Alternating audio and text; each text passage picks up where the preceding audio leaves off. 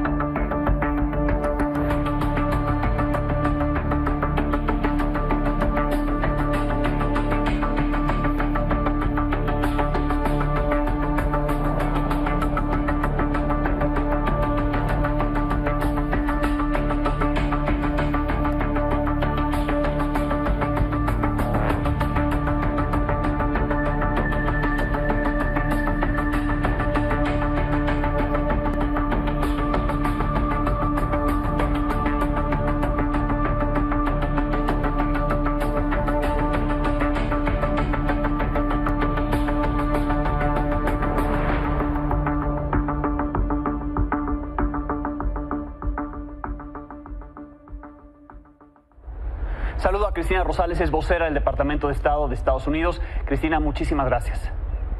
Gracias, Alejandro, gracias por la oportunidad. Bien, pues falta poco para que termine de aplicarse el Título 42. Se ve ya una suerte de incremento en la migración en esta zona fronteriza entre México y Estados Unidos. ¿Qué es lo que ustedes están esperando que ocurra a partir de que se deje de aplicar este título y, entiendo, aplicar uno más estricto, que es el Título 8? Correcto, así es, Alejandro. A ver, estamos a unas horas que vamos a tener ya la expiración del Título 42. Eso para nosotros significa que vamos a estar imponiendo, vamos a estar colocando vigentemente el Título 8.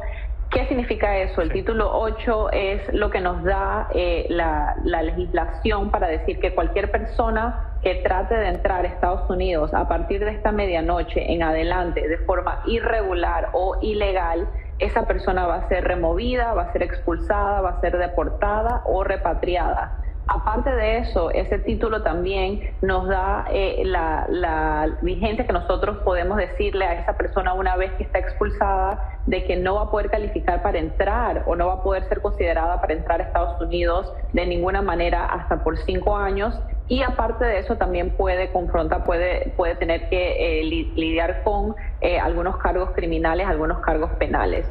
Entonces, lo que estamos enfocándonos en decir en estas últimas horas, ya lo hemos dicho en estos últimos meses y días, inclusive por parte del secretario Mayorkas en el día de hoy, es que la frontera no se va a abrir, la frontera no está abierta. Queremos que las personas se aprovechen, que utilicen las vías legales, las vías que hemos ampliado para poder migrar a Estados Unidos de una forma regular, de una forma legal y de una forma humana y segura. Sí.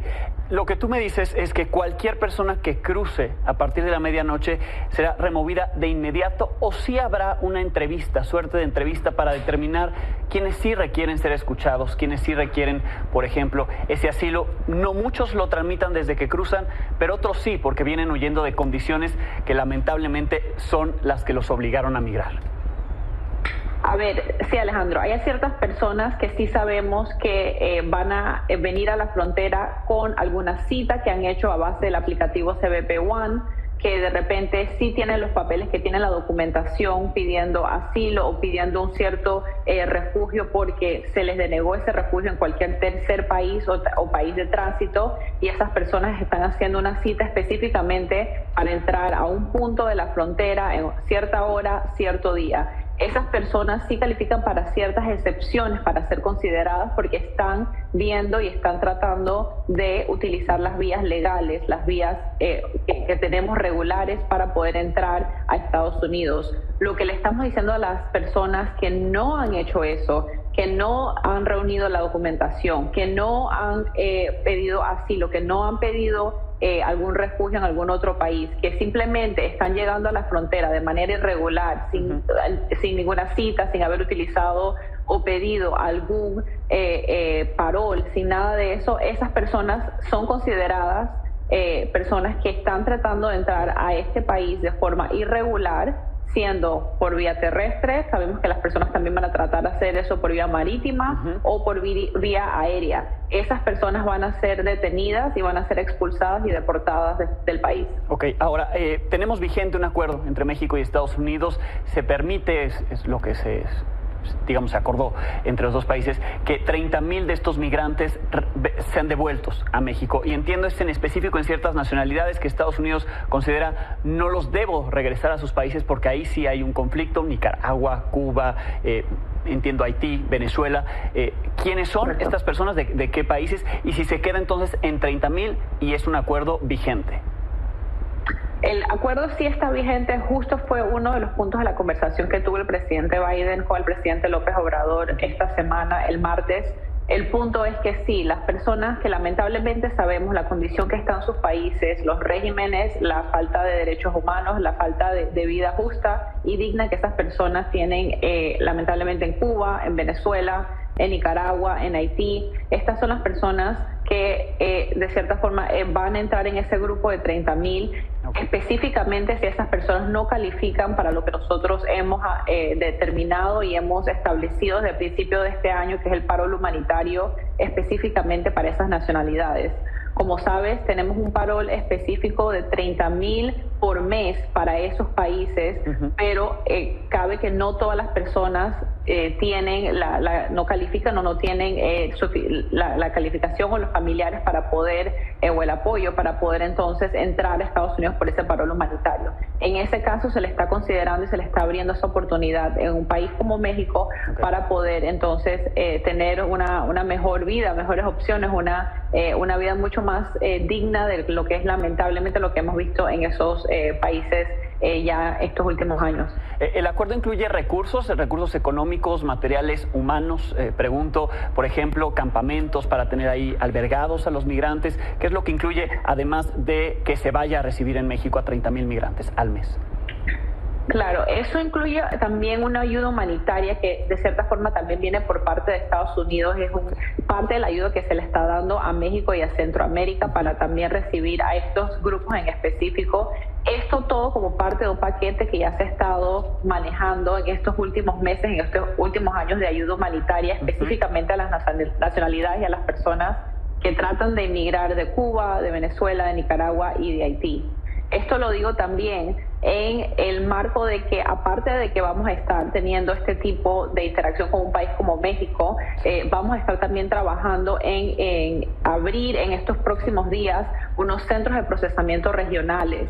Estos centros que justamente, vamos a empezar en Colombia, pero tenemos la expectativa de que vamos a tener algunos centros de procesamiento en México.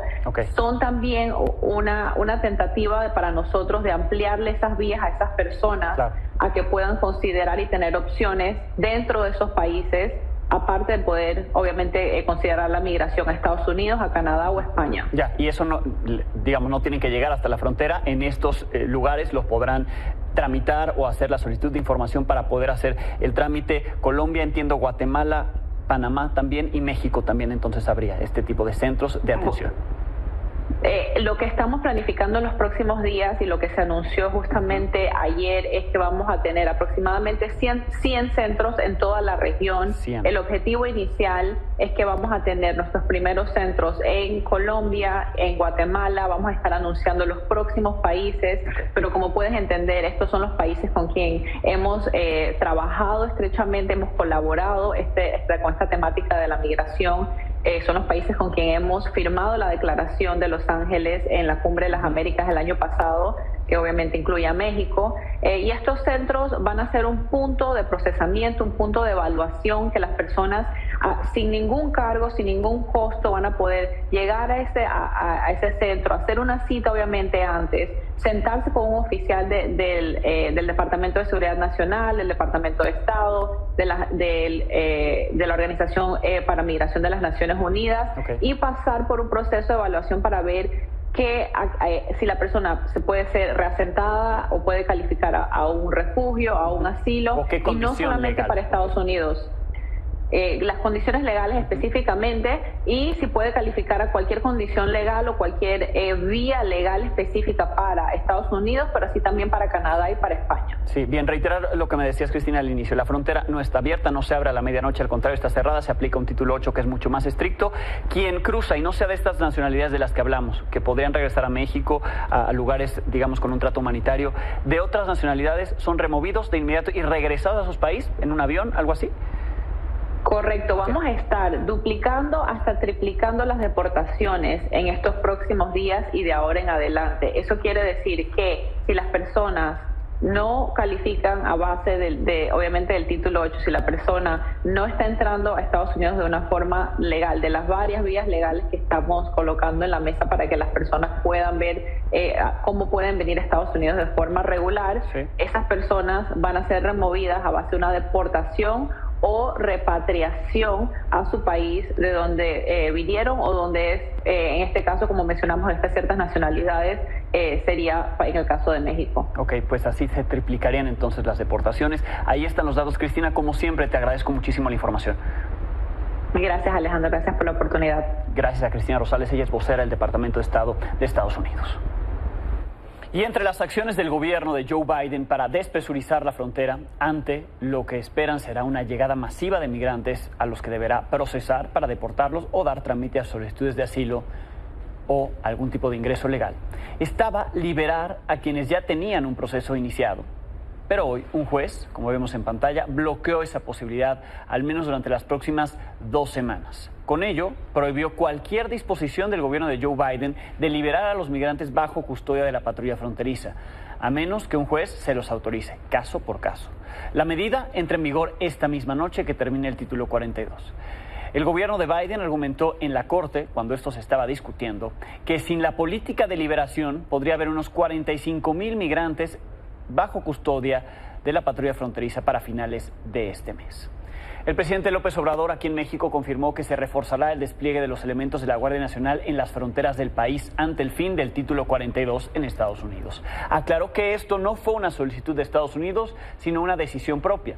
No precisó el número de elementos que se sumarán a las acciones que desde hace tiempo ya realizan 25,845 miembros de la Guardia Nacional que están desplegados en el sur de México y en el norte. Se acordó el envío de más elementos de la Guardia Nacional para la frontera sur de México con el presidente Biden. No con él, no lo acordamos, nosotros tomamos la decisión. ¿Habrá un reforzamiento en la frontera? Sí, pero llevan instrucción de no utilizar la fuerza. ¿Y cómo están las cosas en puntos fronterizos entre México y Estados Unidos? Me enlazo con Liliana Padilla, Said Betanzos, Ángel Domínguez en distintos puntos de nuestra frontera, los límites entre México y Estados Unidos. Vamos primero al Paso. Lili Padilla, pendiente de lo que ahí ocurre entre El Paso, Texas y Ciudad Juárez, Chihuahua. ¿Cuál es la situación ya a unos cuantos minutos de que concluya este título 42? Media hora más o menos. Adelante, Lili. Lili. ¿Qué tal, Alejandro? Muy buenas tardes. Un día bastante movido, prácticamente ya estamos a menos de una hora de que concluya el título 42 aquí, y desde la mañana son decenas de autobuses las que hemos visto pasar desde el marcador 40 Y en este marcador 40 donde nos encontramos de este muro, por la mañana fueron cerca migrantes los que fueron subidos a autobuses, algunas camionetas también trasladados a los centros de procesamiento que están al norte de esta ciudad de El Paso. Ya por la tarde en este punto comenzaron también pues las recolecciones de migrantes justamente por el tema de que han estado llegando por miles. Hoy incluso estuvo el jefe de la patrulla fronteriza aquí. Él informó, Raúl Ortiz estaba informando justamente que en promedio han sido 2,500 los migrantes que han que se han presentado ante la patrulla fronteriza para prácticamente entregarse. Lo que se nos explicó es que aún quedan detrás de este muro a mis espaldas cerca de 1,000 personas. Así esta tarde, debido a que tienen que irlos procesando de uno a uno. Aquellos que todavía se queden detrás del muro y que no entren en custodia de la patrulla fronteriza, pues no podrán aplicar para el título 42 en caso que tengan que ser regresados a sus países debido a que no cuentan con una cita o que no aplican para una cita de asilo. Así las cosas, se preveía una catástrofe aquí en El Paso y pues prácticamente la experiencia de 2019 les permitió pues ahora coordinarse de mejor manera, Alejandro. Perfecto, Lili, muchísimas gracias. Estamos atentos a lo que ocurre allá en los límites del Paso, Texas, Ciudad Juárez, Chihuahua. Vamos ahora con Ángel Domínguez. Él está entre Matamoros, Tamaulipas y Brownsville,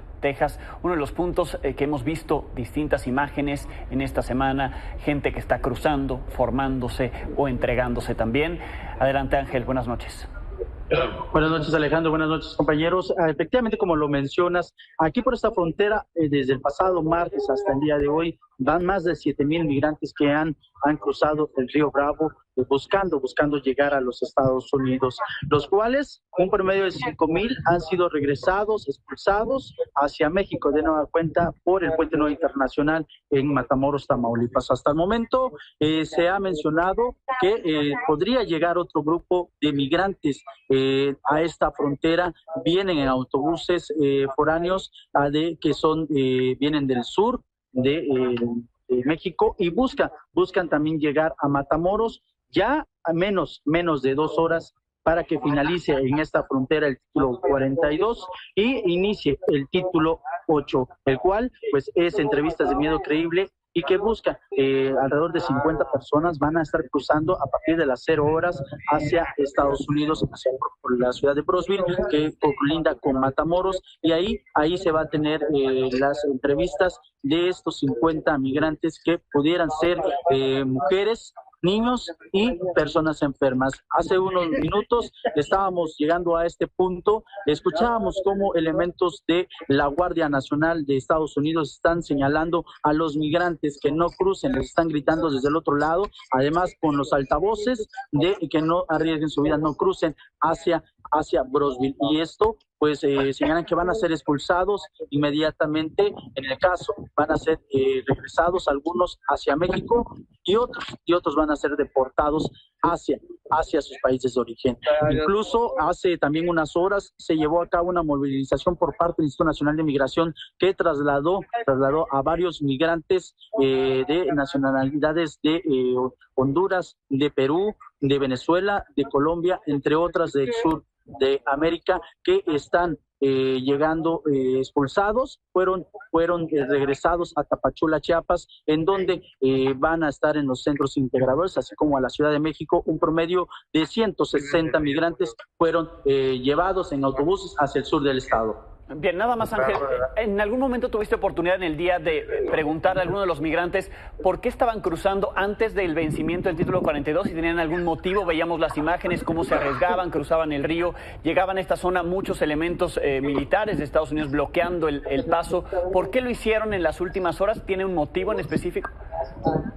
Buscan aprovechar el título 42 en estas últimas horas, en donde se hace la petición de asilo político humanitario, ya que a través de la aplicación de CBP One no han salido las citas referente a este título y que ya finaliza el día de hoy. Sí. Pues buscan que se les otorgue este asilo político humanitario, ya que con el título 8 van a tratar de convencer a los elementos de migración quedarse para que les den este asilo. Bien, perfecto, Ángel, te agradezco mucho el reporte. Saludos hasta allá. Gracias. Gracias. Vamos con Said Betanzos entre Tijuana, Baja California y San Isidro, en California. ¿Cómo estás, Said? Buenas noches.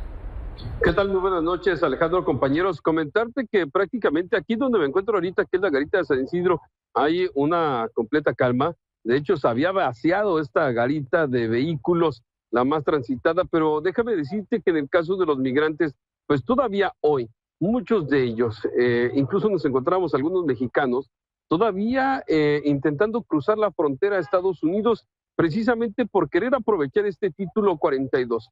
Pero también, hay que decirlo, cuando veían que llegaban estas unidades de la patrulla fronteriza, para ellos ese momento era de alegría porque sabían que iban a ser trasladados a un centro de procesamiento, sin importar cuál va a ser su fin. Aunque muchos de ellos dicen y tienen la esperanza de que, bueno, con este título 42 van a poder obtener este asilo humanitario. Otros comentan que, bueno, pues lo que pedían es justamente eso, que llegaran el personal de la patrulla fronteriza, porque lo que temen es este título número 8. De hecho, platicábamos con algunas colombianas y nos decían que ellas tienen miedo de que sean retornadas a México principalmente.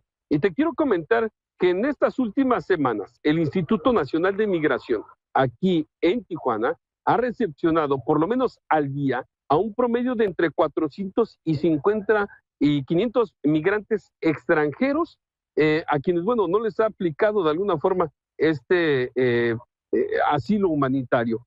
Así que, bueno, pues vamos a ver qué sucede en los próximos días, sobre todo porque hubo una gran cantidad de migrantes que estuvieron durmiendo precisamente, bueno, que todavía hoy están durmiendo ahí en medio de estos dos muros fronterizos entre Tijuana y San Diego, California. Te agradezco muchísimo el reporte, estamos atentos a lo que ya ocurra. Gracias a Said Betanzos ahí en Tijuana, Lili Padilla en El Paso y Ángel Domínguez en Matamoros. Pausa, volvemos. El senador republicano Chuck Grassley solicitó a la DEA, al FBI, a la Fiscalía General de Estados Unidos, también a Seguridad Interna, información respecto a la investigación que derivó en las acusaciones contra los hijos de Joaquín El Chapo Guzmán, los llamados Chapitos. Solicitó 4 puntos. Detalles sobre cómo la DEA y otras agencias de seguridad trabajaron en el conflicto del narcotráfico de estos casos, los registros que tienen de esta investigación, registros de las direcciones dadas por los liderazgos de la DEA para que se retiraran de casos previos sobre los Chapitos y para que las evidencias fueran regresadas a sus oficinas. Es decir, explicar cómo la acusación del Distrito Sur de Nueva York impactó en los esfuerzos para arrestarlos o a sus operadores. Bueno, no los han arrestado. Solamente Ovidio Guzmán está detenido. También se pide que se identifique a quién le permitió a la DEA y a la Corte volver a presentar acusaciones cuando ya eran buscados en México. Por México no, de hecho no hay acusación contra ninguno de ellos en México, solo en Estados Unidos. Mientras unos republicanos piden cuentas en Estados Unidos sobre las acciones contra los cárteles de México, otros tienen ocurrencias como la que el senador republicano John Kennedy dio a la directora de la DEA, Ann Milgram. If President López Obrador invited the American military and our law enforcement personnel to come into Mexico and work with his, we could stop the cartels, couldn't we? I believe, Senator, that we can stop the cartels. Okay, why hasn't President Biden done it? Without the people of America, Mexico, figuratively speaking, would be eating cat food out of a can and living in a tent behind an outback.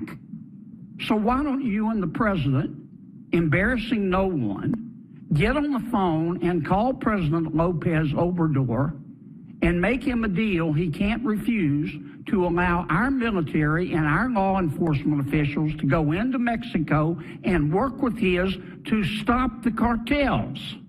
Why don't you do that? Ignorante, racista, que solo busca notoriedad. Así le respondió el canciller Marcelo Ebrard, que para mí hasta se quedó corto. Yo lo que le diría es que es una persona no grata en México. Nosotros no nos rebajamos ese nivel. Nosotros respetamos a los Estados Unidos. Somos dos países aliados. A mí se me hace un señor ignorante, racista. Le debería dar vergüenza ser senador. Y por supuesto que vamos a defender a nuestro país en todos los foros, incluido el Senado de los Estados Unidos. Yo sé que es una posición minoritaria, electorera, Y es ese tipo de personas que están buscando notoriedad. En otros temas, el presidente Andrés Manuel López Obrador dedicó al menos 50 minutos de su mañanera para hablar de lo que consideró son privilegios en la Suprema Corte de Justicia de la Nación. Aseguró que por eso los ministros votaron invalidar el llamado Plan B electoral porque, dijo, no quieren perder sus privilegios, argumentando que en esencia lo que el Plan B proponía era bajar el sueldo a los consejeros del INE, aunque lo que se invalidó no incluía eso. Así fue como el presidente enlistó 40 privilegios contenidos en los ingresos y prestaciones de los ministros. Por cierto, ayer estaba yo viendo de los privilegios de los ministros de la Corte, lo que siempre hemos dicho, pero ya está saliendo ahora información del Senado. A ver si encuentras por ahí. Casi 300,000 pesos mensuales. Cada ministro, yo gano la mitad. Aguinaldos de 588,000 pesos, primas vacacionales 95,000 pesos, 10 días de sueldo. Un fondo para comer en restaurantes de lujo por 723,690 pesos, 24 centavos al año. Un comedor especial en la Suprema Corte de Justicia donde pueden ordenar a la carta alimentos y bebidas alcohólicas. Atención especial para reservaciones en restaurantes, trámites de licencias, visas y cualquier otro trámite. 6 teléfonos celulares que hablan bastante.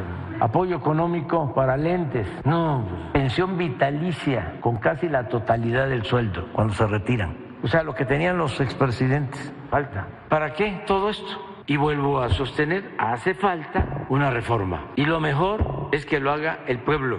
No voy a actuar como lo hizo Zedillo. Esta semana le informé que Héctor Luis El Güero Palma, acusado de narcotráfico, quien pagó una condena en Estados Unidos, luego fue deportado a México y está detenido ya desde el año 2016 aquí, iba a ser liberado, así lo ordenó un juez. Sin embargo, le entregaron otra orden de aprehensión y permanece detenido. Hablé con su abogado, esto me dijo.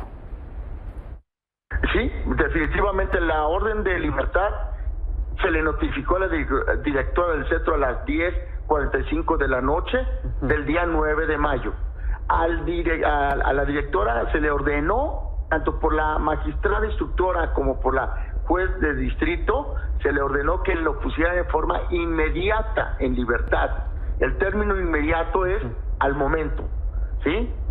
Obviamente no fue liberado, fue retenido ilegalmente, violando incluso su derecho fundamental a la libertad, y posteriormente, el día 10 de mayo, en la madrugada, de acuerdo a lo que comentó el señor Palma Salazar en la audiencia, sí, se le ejecutó supuestamente una orden de aprehensión, que no estamos seguros que sea legal, a las 2 de la mañana del día 10 de mayo, por un policía federal ministerial de la FEMDO, de lo que antes era la CEIDO, sí, y no se identificó el policía. Por eso estamos extrañados, algo atípico en la cuestión jurídica, porque ni siquiera hay un juzgado que pueda ir a tomarle una declaración preparatoria y poder tener derecho a una defensa adecuada. Sí. Usted también ha mencionado que esto se trataría de una represalia porque él se negó a pagar cierta cantidad por su libertad. ¿Esto es así? ¿Hubo una extorsión o un intento de extorsión? Bueno, de acuerdo a lo que manifestó mi defenso el día de ayer en la audiencia de control, efectivamente él hace ver que en abril de 2020, cuando el señor Palma estaba recluido en el altiplano, en una pandemia, donde no entraba nadie, porque estaban cerrado el centro, solo entraban los trabajadores, pero abogados o funcionarios judiciales no entraban. A él se le llama al área de prácticas judiciales, se le llama para una supuesta notificación, y ahí en esa área un Ministerio Público Federal, de acuerdo a lo que narra, le entrega una carta y le hace una petición de una cantidad de dinero, y le dice, si no lo obtenemos, pues te vamos a estar inventando testigos, procedimientos judiciales. Y bueno, pues esto a todas luces se ve que es inventado, porque este asunto es un asunto de 1992 en el que él demostró que no tuvo ninguna participación, que ya fue exonerado por un juzgado federal, por un tribunal colegiado federal, que ese asunto lo atrajeron las autoridades federales, por razón de que en esos homicidios también se usaron armas de fuego, se presentaron insignias, chalecos, uniformes y obviamente pues que él lo demostró que él no participó. Sí. Por lo que me señala, entonces, usted vería la posibilidad de echar abajo esta nueva acusación y además demostrar todas las irregularidades que se cometieron, por ejemplo, el no liberarlo de forma inmediata aquella noche de esta semana. Sí, definitivamente es una práctica en contra de mi defenso, en forma sistemática de violar los derechos y de privarle de su libertad, pese a que hay un mandamiento judicial. Okay. O sea, no es una orden ministerial, o sea, una magistrada, un juez ordenó que en inmediata libertad se le pusiera en la calle, ¿no?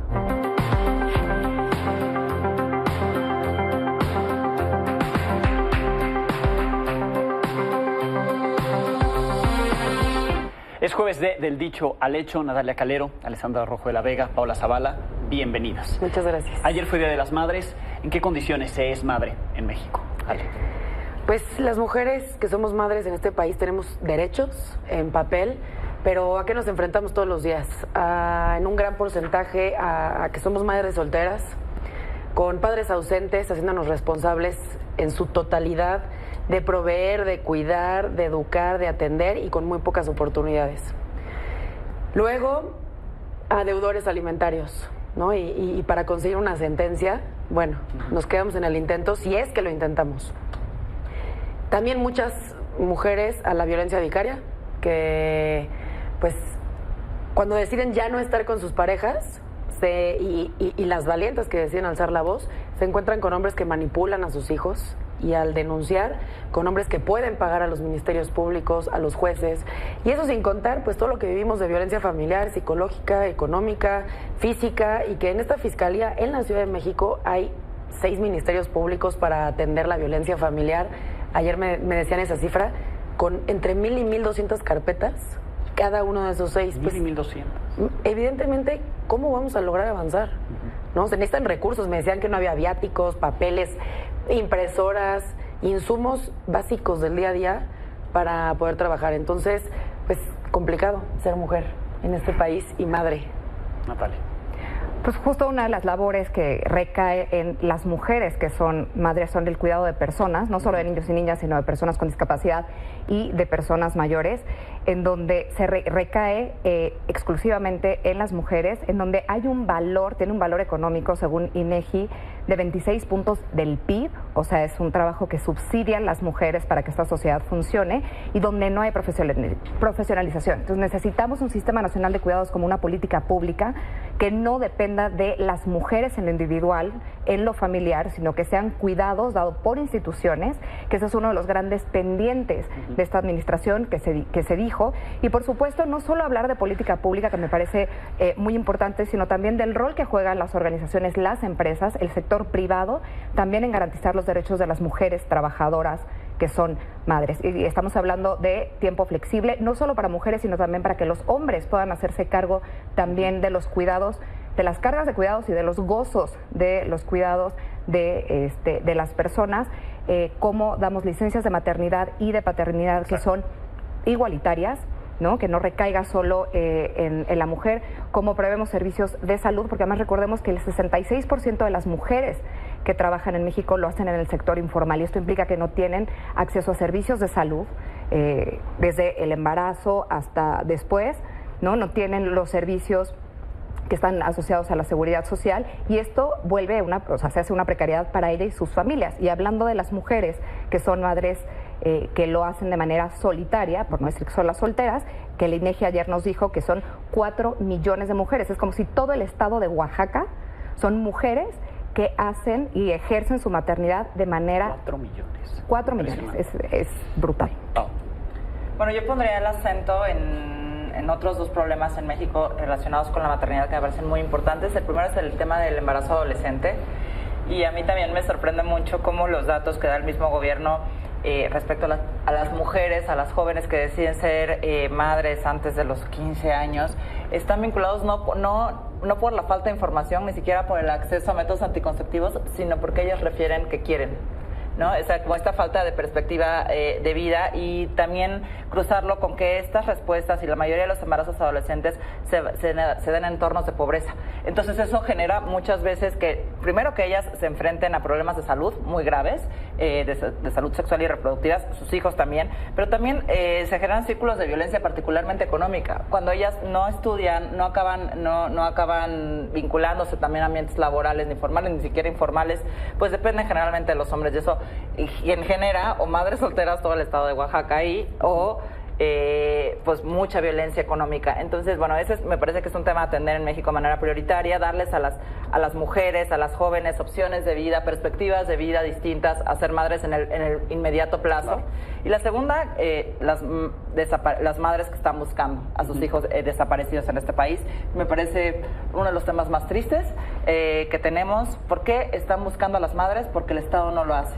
Y lo más fuerte de todo es que ni siquiera las protege. Entre 2022 y 2023 han matado a 6 mujeres, a 6 madres buscadoras que van a lugares evidentemente peligrosos, en contextos de mucho riesgo, a buscar a sus hijos, y el Estado ni siquiera las protege, ¿no? Entonces, ayer hubo esta marcha, esta protesta, este día de resistencia, y es donde también creo que hay que subrayar, no dejar estas dos luchas fuera de esta reflexión.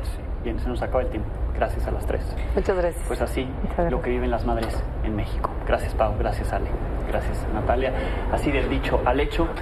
Yo los veo mañana, 21 horas. Encuentra toda la información de Milenio en nuestro canal de YouTube. Suscríbete y activa la campanita.